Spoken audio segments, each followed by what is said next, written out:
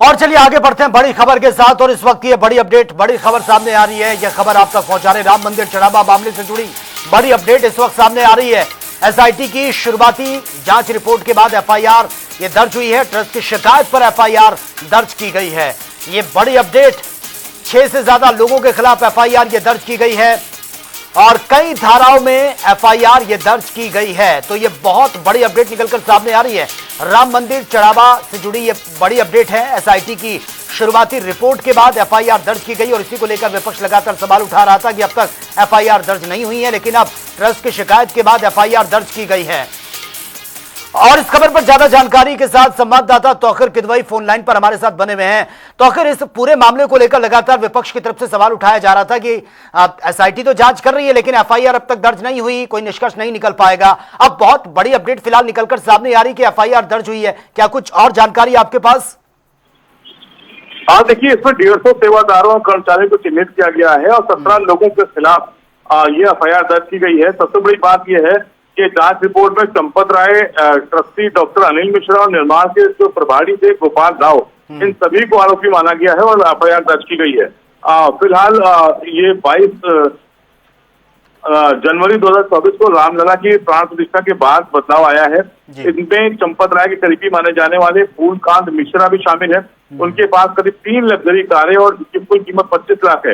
ये कहा जा रहा है कि एसआईटी ने जो रिपोर्ट सौंपी उसमें कई खुलासे हुए। इसके बाद टिन्नू यादव और जो दानपात्र से जुड़े हुए जो लोग थे उन सबको इसमें आरोपी माना गया है और करीब जो इसमें सबसे बड़ी बात है 17 आरोपी ऐसे निकल कर आए हैं जिनके खिलाफ ये एफआईआर दर्ज की गई है। अभी ये भी कहा जा रहा है कि एफआईआर दर्ज होने के बाद अब अगली कार्रवाई क्या होगी, क्योंकि जांच पहले ही हो चुकी है। देखिए, इसमें जो पुलिस के अधिकारी थे या आईएएस अफसर थे, विषय विश्वास पंत, ये सभी लोग जांच रिपोर्ट को 2 दिन पहले ही अभी इन्होंने गृह सचिव को सौंपी थी और उसके बाद से माना जा रहा था कि इससे बड़ा एक्शन हो सकता है। फिलहाल अभी जो शुरुआती तथ्य सामने आए हैं इसके आधार पर एफआईआर दर्ज हुई है और कहा जा रहा है कि अगर आगे इसमें और खुलासे हुए तो कई लोगों पर गाज भी गिर सकती है। लेकिन सबसे बड़ी बात यह भी है कि जो पदाधिकारी है, क्या उनको समय रहते हटाया जाएगा इस एफआईआर दर्ज होने के बाद और नए सिरे से फिर से एक बार जांच होगी। ठीक है, चलिए तौखिर, बहुत बहुत शुक्रिया फिलहाल आपका इस तमाम जानकारी के लिए।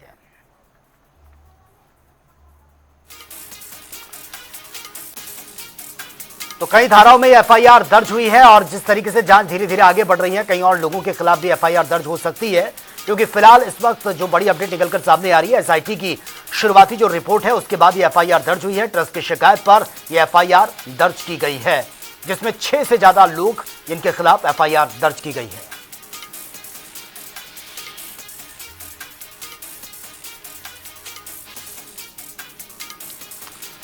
तो फिलहाल ये बड़ी अपडेट निकलकर सामने आ रही है। एसआईटी की प्रारंभिक रिपोर्ट ये सामने आई है क्योंकि इस मामले की जांच एसआईटी कर रही है और उसमें अब तक लगातार सवाल यही उठ रहे थे कि ये बहुत बड़ा मामला है और जो चढ़ावा चढ़ता है उसकी चोरी हुई है। और इस खबर पर ज्यादा जानकारी के साथ संवाददाता बीएस लाठी इस वक्त फोन लाइन पर हमारे साथ बने हुए हैं। बीएस लाठी, ये बहुत बड़ी अपडेट निकलकर सामने आ रही है क्योंकि अब तक इस पूरे मामले की जांच एसआईटी कर रही थी। विपक्ष लगातार सवाल उठा रहा था कि एफआईआर तो दर्ज नहीं हुई, कैसे निष्कर्ष पर पहुंचेंगे। अब फिलहाल 6 से ज्यादा लोगों के खिलाफ एफआईआर दर्ज हुई है और क्या कुछ जानकारी आपके पास? देखिए, अभी अगर बात की जाए जिस तरह से जो ऊपर से कार्यालय है, अभी यहाँ अगर बात की जाए, सचिन जो जिला के अधिकारी हैं वो अभी कुछ बोलने को तैयार नहीं है, पर सूत्रों का दावा है कि एफआईआर लिखी जा रही है। अभी एफआईआर की कॉपी भी नहीं आई है। अच्छा। अगर सूत्र जो है बता रहे हैं कि वो ट्रस्ट के जो पदाधिकारी हैं उनके उसके एप्लीकेशन पे ये जो एफआईआर है दर्ज की जा रही है और जो एसआईटी ने प्रारंभिक रिपोर्ट दी थी, तो ये जो प्रारंभिक रिपोर्ट दी गई तो उस पे ये कार्रवाई की जा रही है। और आपने देखा होगा सीएम जो सूबे के मुखिया योगी आदित्यनाथ, उन्होंने इस पूरे प्रकरण पे उन्होंने कहा था कि ट्रस्ट से जो भी कहा हमने, चाहे वो एसआईटी के लिए कहा हो जी।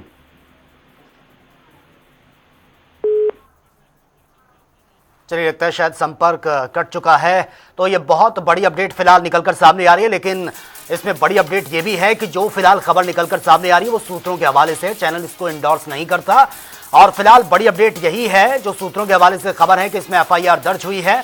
हालांकि अभी इसकी कोई आधिकारिक पुष्टि नहीं हुई है, चैनल इसको इंडोर्स नहीं करता। सूत्रों के हवाले से खबर है राम मंदिर चढ़ावा मामले से जुड़ी जो बड़ी अपडेट निकलकर सामने आ रही है, एसआईटी की शुरुआती रिपोर्ट के बाद एफआईआर दर्ज हुई है। और सूत्रों के हवाले से खबर है कि लगभग 6 लोग जिनके खिलाफ एफआईआर दर्ज की गई है, 6 से ज्यादा लोग ये बताए जा रहे हैं। सूत्रों के हवाले से यह बड़ी खबर निकलकर सामने आ रही है, क्योंकि विपक्ष लगातार सवाल उठा रहा था इस मामले की जांच होनी चाहिए, एफआईआर दर्ज होनी चाहिए, लेकिन एसआईटी इस मामले की जांच तो कर रही है। सूत्रों के हवाले से जो निकलकर खबर सामने आ रही है वो खबर यही है कि एसआईटी ने अपनी जो शुरुआती जांच की रिपोर्ट है वो सामने रखी है, और उसी के आधार पर सूत्रों के हवाले से जो बड़ी अपडेट है कि 6 से ज्यादा लोग जिनके खिलाफ एफआईआर दर्ज की गई है। यह मामला अपने आप में बहुत बड़ा है, आस्था से जुड़ा हुआ है, और विपक्ष भी लगातार सवाल उठा रहा है, आम जनता भी सवाल पूछ रही है, क्योंकि राम मंदिर से जुड़ा यह मामला जिसमें बहुत बड़ा स्कैम, बहुत बड़ा घोटाला हुआ है। हालांकि खुद मुख्यमंत्री योगी आदित्यनाथ ये साफ साफ कह चुके हैं कि दोषी कोई भी हो वो किसी भी कीमत पर बख्शा नहीं जाएगा। राम के नाम पर कोई राजनीति नहीं कर सकता, कोई लूट नहीं कर सकता। तो फिलहाल ये बहुत बड़ी अपडेट इस वक्त निकलकर सामने आ रही है, और सूत्रों के हवाले से फिलहाल ये खबर है, कोई ऐसा औपचारिक ऐलान नहीं हुआ, कोई प्रेस कॉन्फ्रेंस नहीं हुई है इसको लेकर कि एफआईआर दर्ज हुई है या फिर नहीं हुई है, लेकिन सूत्रों के हवाले से फिलहाल जो हमारे सोर्सेज हैं वहां से यह खबर है कि 6 से ज्यादा लोगों के खिलाफ एफआईआर ये दर्ज हुई है। और इस खबर पर ज्यादा जानकारी के साथ संवाददाता बीएस लाठी एक बार फिर से हमारे साथ जुड़ चुके हैं। बीएस लाठी, ये मामला बहुत ज्यादा संवेदनशील है, राम के नाम पर जिस तरह से ये लूट हुई है, खुद मुख्यमंत्री योगी आदित्यनाथ ये साफ साफ कह चुके हैं कि इसके साथ जिसने भी अगर ये खिलवाड़ किया है या फिर ये लूट की है या फिर राम के नाम पर लूट खसोट की है, दोषी कोई भी हो बख्शा नहीं जाएगा।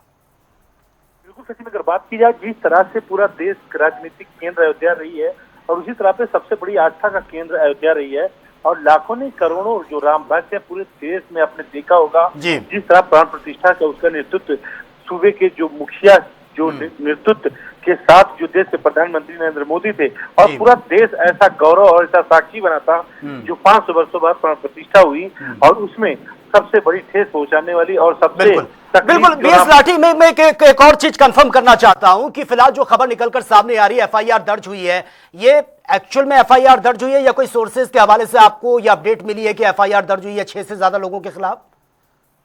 जी बिल्कुल, अगर बात की जाए तो ये जो सोर्स हैं, जो अपने सोर्स हैं, वो बता रहे हैं कि लगातार, क्योंकि कल अरविंद केजरीवाल का भी अयोध्या में दौरा है और विपक्ष लगातार हमलावर है, तो ये सब जो पूरी कार्रवाई की गई है वो शासन की जो मंशा है उसके लिए शासन लगातार इससे लगातार अपडेट भी कर रहा था। और जो इसमें अगर बात की जाए तो जिसे जो नपेंद्र मिश्रा लगातार पहले भी कहते, सूबे के मुखिया भी कहते थे, और आज एसआईटी को जो आम आदमी पार्टी के जो राज्यसभा सांसद वो भी पहुंचे थे, तो इसको लेकर वहीं से ये कार्रवाई होने के बाद जो सबूत और पहले से भी जो एसआईटी ने प्रारंभिक जांच दी थी, तो उसके बाद ये कार्रवाई की जा रही है।